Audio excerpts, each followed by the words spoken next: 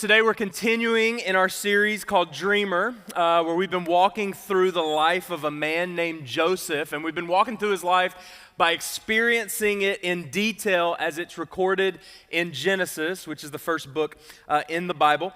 And throughout this series we've been seeing Joseph experiencing a lot of trials, a lot of less than ideal circumstances. I was going to say it's been a roller coaster, but it's really been a roller coaster that experientially has just been going down in terms of the experiences that he's been having. But what we've seen is that he never gave up trusting in God. He never lost his faith in God. He trusted that God was still working and that the dream that God had given him some 13 years before what we saw last week, he believed that that was still going to somehow come to fruition. And what we've seen throughout this series, and really it came to a head last week, right? What we've seen throughout this series is that there's a tension. There's a tension between the dream that God gave Joseph, that he was confident that God had given him, and it actually coming true. Because this dream that God gave Joseph, it surely doesn't look like it's ever going to come true based upon the circumstances that Joseph finds himself in. And so there's this tension. How are these difficult circumstances that look like they are going to completely prevent the dream from ever coming true? Like, how will these circumstances not prevent the dream from coming true? Because it sure seems like that's what's going to happen. Well, last week, that tension that we'd been walking with each week of this series was almost completely relieved. I'll explain the almost here in just a second. But after being falsely accused and wrongly imprisoned, after going through slavery, Joseph is released from prison due to interpreting Pharaoh's dreams. And that is the Pharaoh, king of Egypt. He is told by the cupbearer who was in prison with Joseph that, hey, there's this guy that I hear you have a dream. He told me a dream and it actually came true. So we should get that guy out of prison and hear what he has to say about your dream, Pharaoh. Well, Pharaoh gets him out of prison and he tells the dream to Joseph. Joseph interprets his dream and then Pharaoh's like, hey, this guy needs to be the one to prevent bad things from happening, because the dream that Joseph interpreted for Pharaoh was that for 7 years there was going to be abundance in the land of Egypt, and then 7 years there was going to be famine. And Joseph said, hey, you should pick a guy that would see this and understand this and would help Egypt prepare for the years of famine and would save and store up during these years of abundance so that when the years of famine came, they weren't starving. And Pharaoh's like, yeah, you're that guy. And so Joseph goes from the pit, from slavery, from prison for 13 years after he was given his dream by God, to now 13 years later, he's been elevated to number 2 in Pharaoh's palace. Number 2 on Pharaoh's team, to where he is second in command and only to Pharaoh is he less than. Everybody has to listen to him, and he's like, hey, Joseph, I want you to go and tell everyone what it is that they should do during these 7 years of abundance. So Joseph does that. And during these 7 years of abundance, he instructs everyone how to save and how to turn in their grain so that they can store it up for the years of famine. And then I want you to see what happens after those 7 years of abundance. Genesis chapter 41, starting in verse 53. This is where we ended last week, and this is where we pick it up. I want you to see this. So the 7 years of abundance in Egypt came to an end, and the 7 years of famine began, just as Joseph had said. There was famine in all the other lands, but in the whole land of Egypt there was food. When all Egypt began to feel the famine, the people cried out to Pharaoh for food. Then Pharaoh told all the Egyptians, go to Joseph and do what he tells you. And when the famine had spread over the whole country, Joseph opened all the storehouses and sold grain to the Egyptians, for the famine was severe throughout Egypt. And this is the verse I want us to zoom in on today, okay? And all the world, verse 57, came to Egypt to buy grain from Joseph, because the famine was severe everywhere. Now, verse 57 is important. It's not an insignificant statement that we read here that all the world came to Egypt to buy grain from Joseph. The famine has not just affected Egypt, it's spread outside of the borders of Egypt to all the known world at the time. And if you remember me saying just a few minutes ago that the tension that we've been feeling throughout this whole series was almost completely relieved last week when Joseph was out of prison. It's because of this detail right here that it wasn't completely relieved, but it's about to be, all right? Things are no longer going bad for Joseph. He's out of prison. He's now in the palace with Pharaoh. He's second in command. So he's almost completely fulfilled that dream, but not totally, because there was a second aspect of that dream. It wasn't just that he would one day be in power where other people in Egypt would come and bow down to him.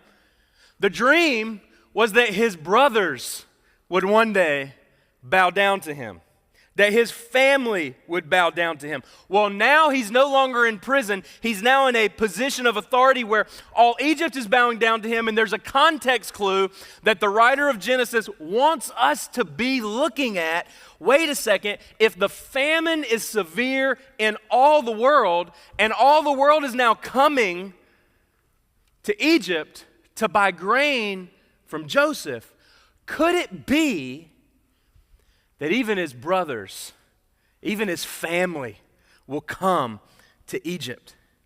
Could they be part of that world where the famine is spread, where they come?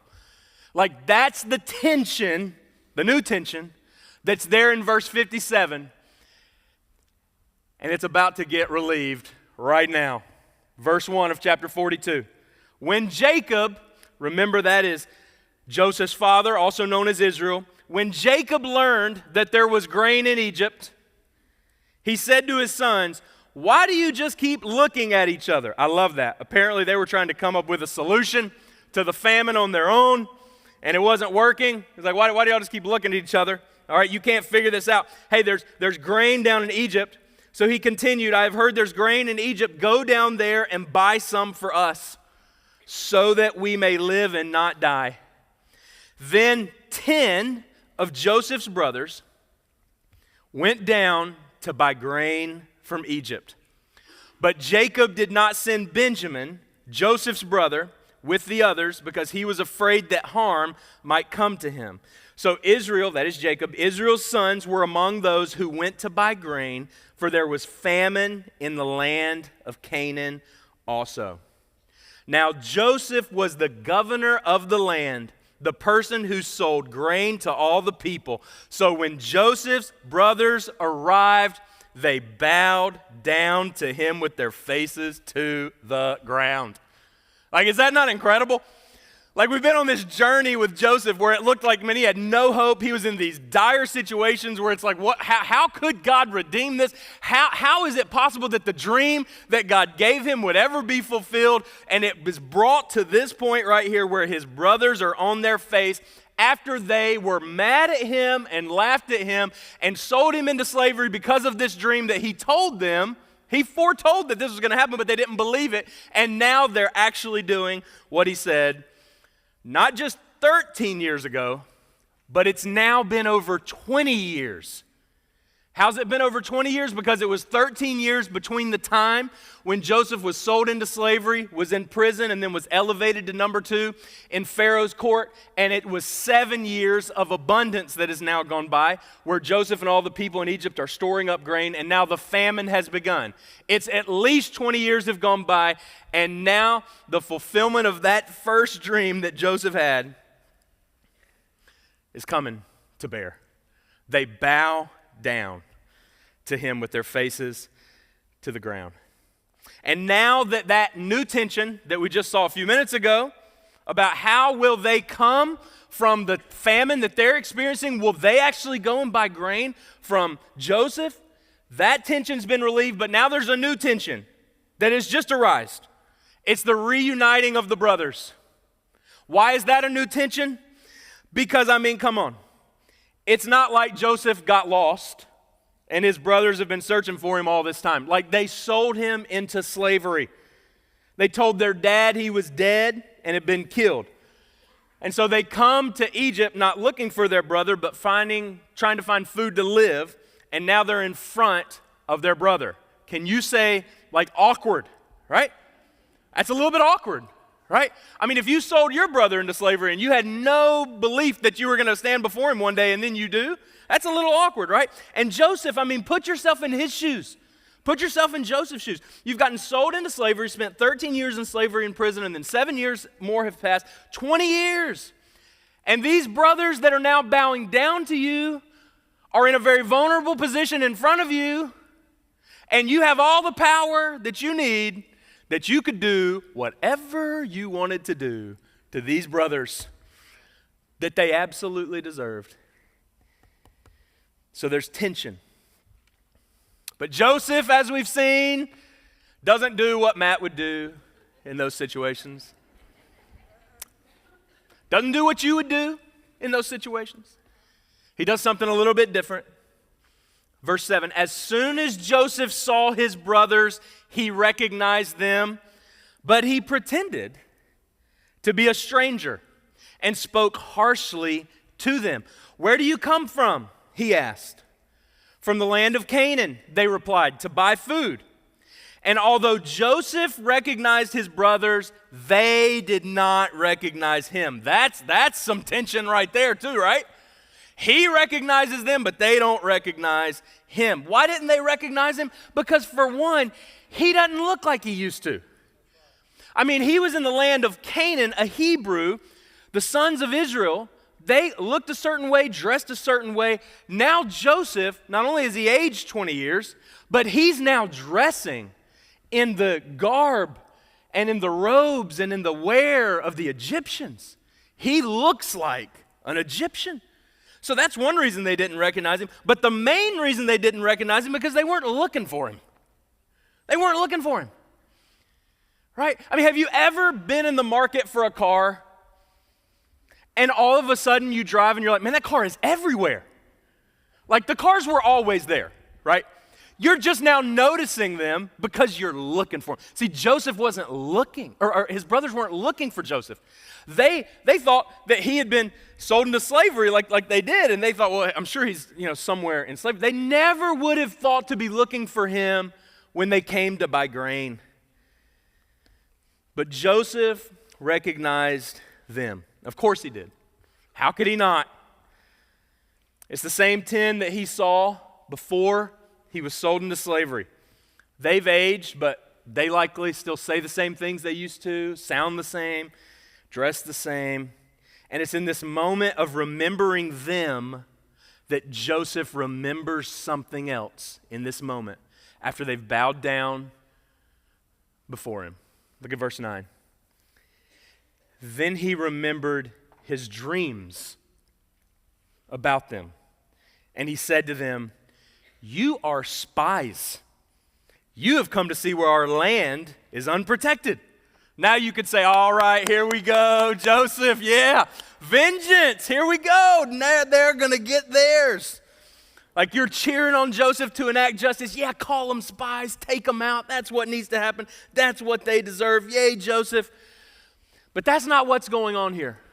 You got to look really carefully here. Notice verse 8, Joseph recognizes his brothers. Verse 9, he remembers his dreams. What led to him accusing them of being spies was his remembrance of his dreams, not the recognition of his brothers. This was not the beginning of an act of vengeance by Joseph. This tactic by Joseph in calling them spies, this is very important for the rest of the message today. Please pay attention. This tactic by Joseph was part of what God was going to use to accomplish something significant in the brothers' lives. All up until this point, the first 4 parts of this series, man, it's been all about Joseph. It's about to turn where the focus is going to be on his brothers. And the tactic used by Joseph here to say you're spies was part of what God was going to use to accomplish something significant in his brothers' lives. And what is God going to accomplish in their lives? Well, let's keep reading. So Joseph says, hey, you're spies. They respond, no, of course. Like, well, no, we're not. No, my lord. They answered, your servants have come to buy food. We're all the servants of one man. Your servants are honest men, not spies. To which you hear that and you're like, honest? You've been keeping up a lie for 20 years about your brother, right? But they say, hey, we're honest men, not spies. No, he said to them, verse 12, you've come to see where our land is unprotected. But they replied, your servants were 12 brothers, the sons of one man who lives in the land of Canaan. The youngest is now with our father, and one is no more. And it's like one is no more.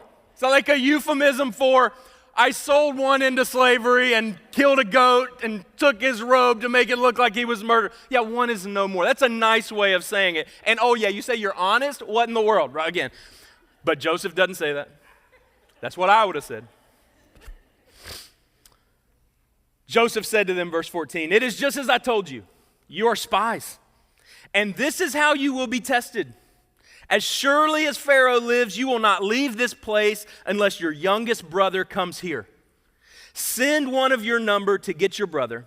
The rest of you will be kept in prison so that your words may be tested to see if you are telling the truth.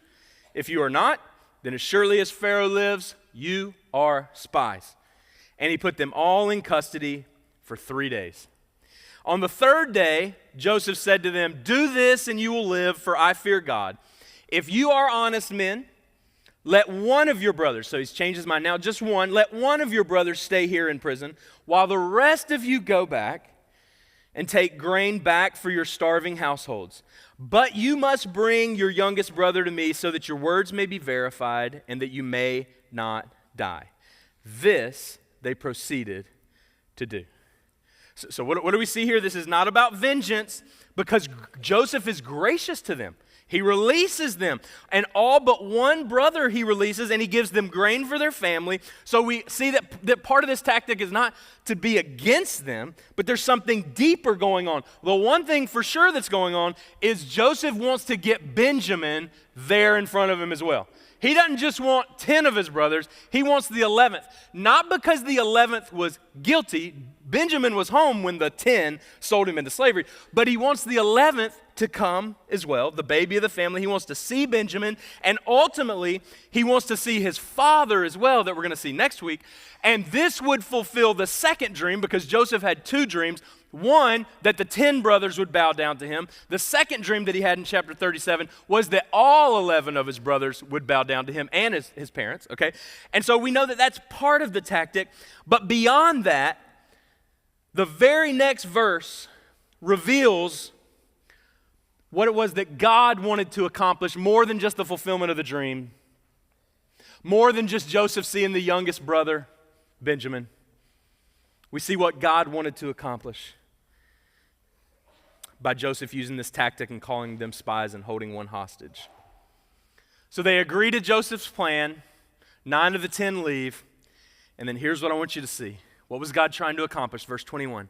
Then they said to one another, in truth, we are guilty concerning our brother, in that we saw the distress of his soul when he begged us and we did not listen. This is why distress has come upon us. In truth, we are guilty. For the first time in 20 years, presumably, we see an admission of guilt by the brothers. What did God want to accomplish in the brothers' lives?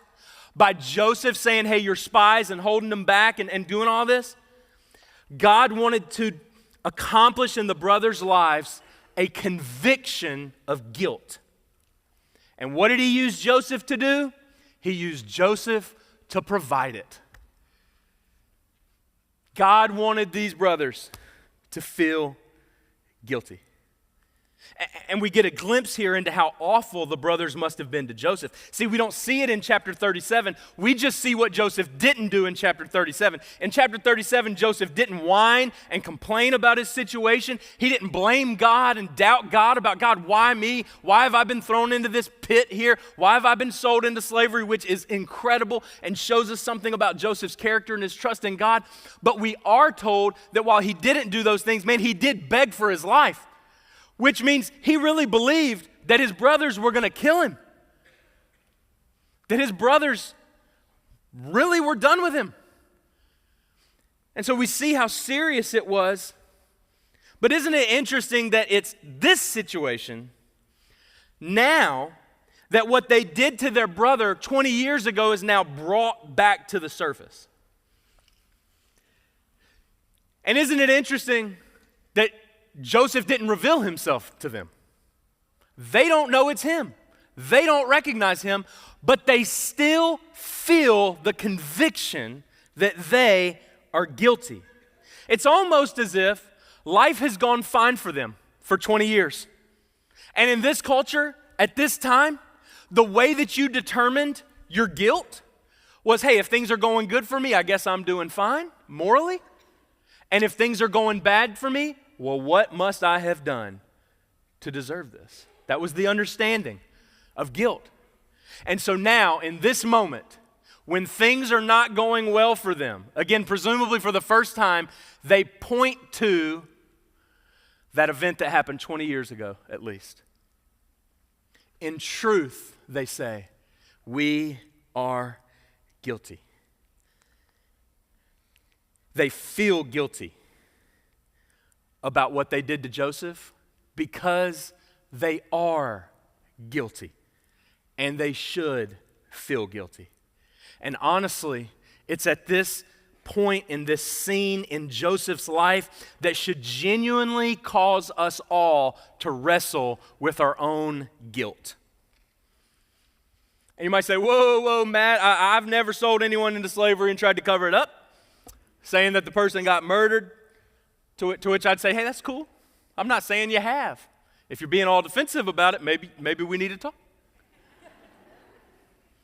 But I'm not saying you have. But is there anything that you have ever done that is guilt-worthy that you've never come clean about?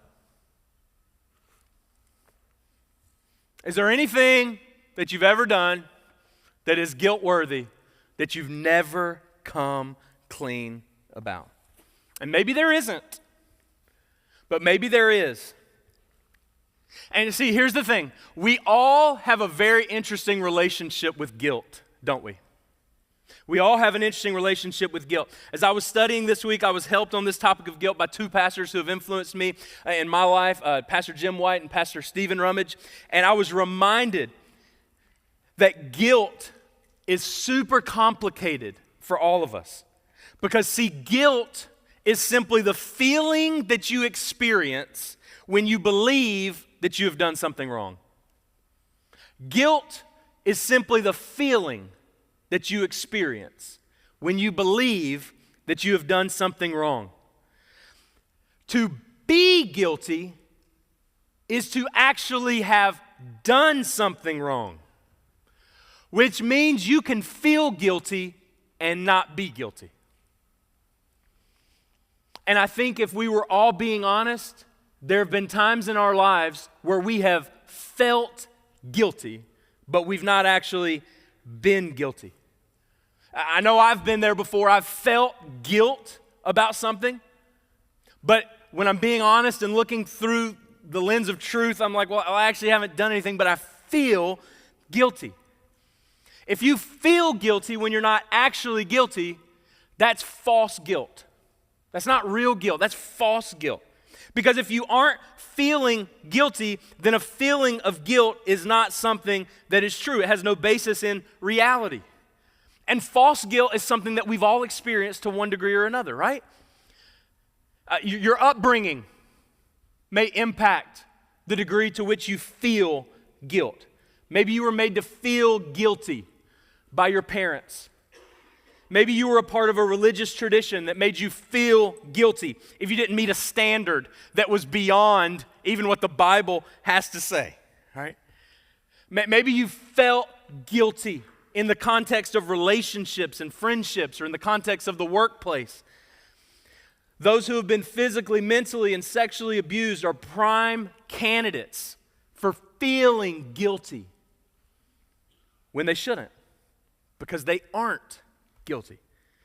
I can't tell you how many times I've met with people in a counseling situation, and I've been talking to them, and what they're struggling with, what they want me to help them work through, is this feeling of guilt.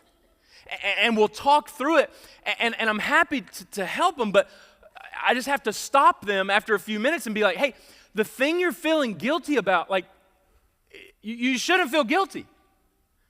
Like, you're thinking that you should feel guilty for this, but like, that's not true guilt, because there's nothing that you've done that was your fault. Like, your parents' divorce is not your fault. What that person did to you against your will was not your fault.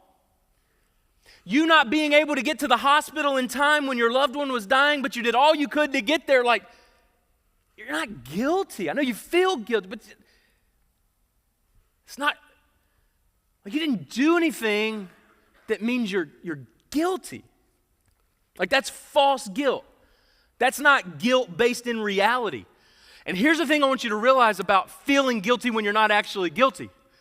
Like, that's you succumbing to the work of the evil one.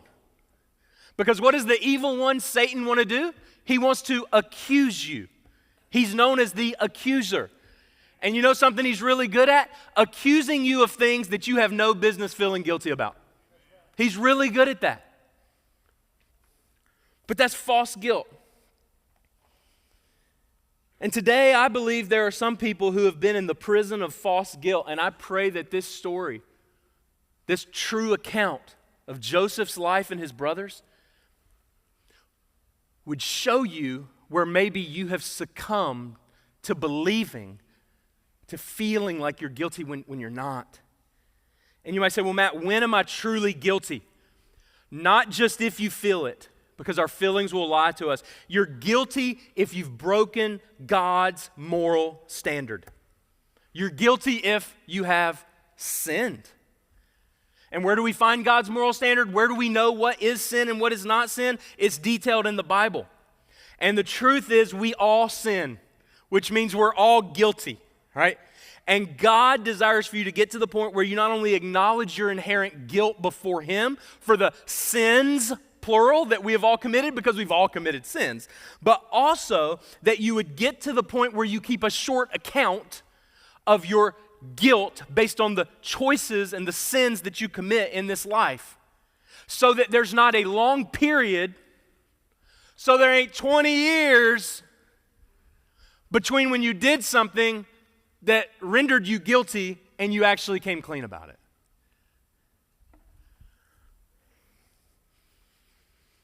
That you wouldn't try to hide or act like it's not there. Because we've all done things, said things, thought things, felt things, desired things, compromised in ways that, quite honestly, we're guilty in. It could be something big. It could be something small. It could be something done in the quiet places of your own heart that nobody knows about, but God knows. And you know what it is. And God desires for you, if you're guilty of that, to come clean with it. And here's what I want you to know. The longer you take to come clean about it, the more danger you are in. Because the longer you go without doing anything about the guilt that you know you are guilty of, the more numb you become. And here's the thing. While you can feel guilty and not be guilty, you can also be guilty and not feel guilty. And to be guilty and not feel guilty is one of the most dangerous places you can be. Because you grow numb and you grow distant from God. And see, the culture that we live in today, and by culture I mean the people that we interact with and the ideas and the environment that we keep, is always trying to pull you in one of two extremes, always. The first extreme is trying to make you feel guilty about something that the Bible doesn't call sin. And the second thing is to try to make you not feel guilty about something the Bible calls sin. And if you are guilty before God about something that you've done, but you let others make you feel like you're not, man, that's a dangerous place to be. Because see, the feeling of guilt is a good thing when it arises from actual guilt. What the brothers are experiencing is a good thing. What the brothers are experiencing, and maybe some of you here this morning, watching online or here in the room, may be experiencing, I don't know. Like if you feel guilt for something that you've actually done but you've never come clean about, that is a gift from God. Like that's a good thing. Back to the story. After they feel this guilt, look at what happens, verse 22. Reuben replies, after they say, in truth, we're guilty, Reuben replied, didn't I tell you not to sin against the boy? But you wouldn't listen. Now we must give an accounting for his blood. Remember, Reuben was the one who begged his brothers not to kill him and instead said, just throw him into the pit. But let me tell you something. Reuben can't play the self-righteous card too much because he never came clean about the lie that he's been covering up for 20 years. Saying that his brother was killed. Yeah, he was killed. Yeah, let's just move on, right? No. He could have come clean, but he never did. And now that the gotcha moment has happened, now that his own conscience feels guilty and he's struggling, what is he doing? He's pointing the finger, which is what often, it's so much easier to do, right? Like when you feel guilty about something, it's so much easier to blame. It's so much easier to point fingers. Why? Because we don't want to believe that we're as guilty as we actually are. Because we want to believe that it's always someone else's fault, right? Look at the next verse. They did not realize that Joseph could understand them since he was using an interpreter. He, that is Joseph, turned away from them and began to weep. But then he came back and spoke to them again, and he had Simeon taken from them and bound before their eyes. You see Joseph's heart here, like he's weeping because he now sees that God's doing something in their lives to show them their guilt. And he loves these brothers. Joseph gave orders. Look at verse 25 and you'll see the depth of his heart for his brothers. Joseph gave orders to fill their bags with grain, to put each man's silver back in his sack, and to give them provisions for their journey. And after this was done for them, they loaded their grain on their donkeys and left. Verse 27, at the place where they stopped for the night, one of them opened his sack to get feed for his donkey, and he saw his silver in the mouth of his sack. My silver has been returned, he said to his brothers. Here it is in my sack. Their hearts sank, and they turned to each other trembling and said, what is this that God has done to us? Now let's stop right there. Isn't it interesting that they didn't say, sweet, free grain? They didn't take our silver. That's great. Hey, man, we got all this grain and we got our silver back, right? They didn't say that. But they were terrified. Why? Because they knew in this moment it was going to be perceived by the Egyptians that they stole the grain and didn't pay for it when they went to do the accounting of the grain to silver and money ratio, right? And they were terrified. Even though they knew they had given the silver to pay for it. They knew they had done that. But did you see what they said? They said, what is this thing that God has done to us? You know, and I know, that it wasn't God that did that. It was Joseph that put the silver back in their sacks, right? But their only conclusion is that it was God who did it, because why would anyone, especially the one who's accusing them of being spies, like put their silver back in their sack? Like, who would do that? Who would do that? So their only conclusion is that God is behind this, which ultimately, as we've seen throughout this series, there is an element of truth in that, isn't there? But them seeing God in it doesn't give them comfort. It creates fear in them. They connect the silver being returned to them betraying their brother 20 years ago. Once again, just as we saw in verse 21, they are feeling the conviction of guilt, and it's laying heavy. And it should be laying heavy in this moment. It's what God wants to happen in this moment. And what happens between verse 21, in truth we are guilty, to verse 28, what is this that God has done to us, is the natural progression of guilt that we all should go through when we do something where we're actually guilty. It begins with, oh, I've done something against you, and it should end with, what have I done against you, God? What begins as a horizontal reconciliation we're trying to make should always lead us to a vertical, oh my goodness. God, what is happening? What have I done?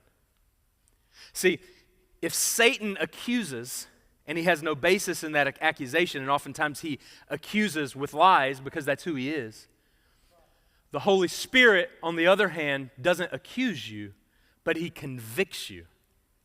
And he convicts you where there's guilt for the purpose of you coming clean. See, in Romans chapter 8, we're told that the Holy Spirit bears witness with our spirit that we are God's children. Which means that the last thing that God is going to do for you is to make you feel comfortable when you are living in unconfessed sin. And there will be times in your life where one of the tactics that God may use is to remove that feeling of guilt in order to give you a wake-up call. Or he may lay the guilt on really heavy so that you have a wake-up call. Like, he's God, he can use anything, but the thing that God's not going to do is to affirm you where you are if you've not come clean to him. And so the brothers here, they feel the guilt, and they should feel the guilt. And right now, there may be some of you in this room, many of you in this room perhaps, that are feeling guilt. And if you feel guilty, but that guilt that you feel is not based in reality, then I pray this morning, right now in this moment, you release that guilt from having any power over you. And by release it, I mean you just see it as what it is. It's a lie.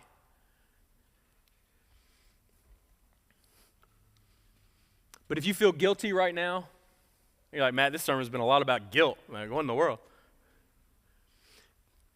I told you that guilt is good if you're experiencing guilt and you've really done something that led you to being guilty.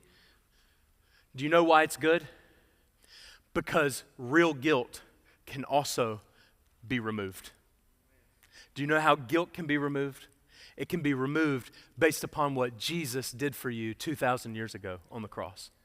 See, guilt, when you've truly done something that's guilt-worthy, is a good feeling to experience because it causes you to say, man, I want to come clean with this. I want to do something with this. I don't like this feeling. And God looks at you and he's like, man, I did do something about that guilt. I sent my son Jesus to come and live a perfect guilt-free life and die on the cross for you where your guilt deserved to be paid for. And you should pay for your own guilt because you are guilty, but I love you so much that I'm going to send my son Jesus to die in your place where you deserve to be, to pay the penalty for your guilt so you don't have to pay for it. Like, that is good news. That is good news. And the Jesus that paid for your guilt received a guilty verdict on your behalf so that you could receive a not guilty verdict. The one who wasn't guilty received your sin, which meant he was guilty, so that you who are guilty could receive his perfection by being declared not guilty because of what he did for you. It's an exchange that happened for you on your behalf, even though you didn't deserve it.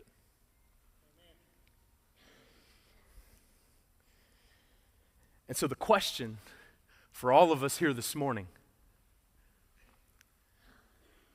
is, how do I receive freedom from the guilt? Because if I still feel guilty, and you're saying that Jesus did what needed to be done so I wouldn't be guilty, how can I receive freedom? It's through repentance.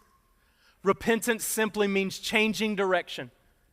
I've been over here doing the guilty thing and I know I'm guilty. I want to be free. How do I receive freedom from the guilt? It's by turning from my guilt and turning to Jesus and saying, Jesus, I give you my life. I give you my life. I believe that you lived, you died, you rose again. God, I'm sorry for the things that I've done and I want your forgiveness. And he promises to give it. Maybe this morning you need to give your life to Jesus for the first time. And here's the thing, maybe you don't even feel guilty. Maybe you walked in here not feeling guilty, but let me tell you, if you've never given your life to Jesus, like truly believed and put your faith in Jesus, then guess what? You are guilty, even if you don't feel it. And maybe this morning you need to give your life to Jesus in that way. But maybe there's some of you here as well that you've been feeling guilty for things that aren't based in reality or things that you don't need to feel guilty about. And this morning, you need to realize that Jesus died not only so that you could not be guilty, but so that you wouldn't feel guilty. That there's freedom that he desires for you to walk in and live in, to where you're not having a guilty conscience about things that he's actually forgiven you for. And so this morning, there may be some of you that you just need to just ask him, God, I believe that you've forgiven me. I've confessed. I've given my life to you. God, would you help me not be bound by a guilty conscience? Because I love how in Hebrews chapter 10, the writer tells us to draw near to God with a sincere heart and having our hearts sprinkled by his grace, we will receive cleansing from a guilty conscience. Like this morning, you can ask God to free your conscience from feeling guilty. And the way that he does that is through you truly accepting that what Christ did for you on the cross really paid for your sin and your guilt. And there's nothing more that you have to do to pay for it. So, I don't know where you're at this morning, but I know where Joseph's brothers got to. And where they got to was a good place. And wherever you are in everything we've talked about this morning, you can get to a good place this morning. You can run. You can give your life to this Jesus, who not only doesn't want you to be guilty if you are, but doesn't want you to feel guilty if you're not. And he is the one that can answer both ends of that spectrum. So during this next song we're going to sing,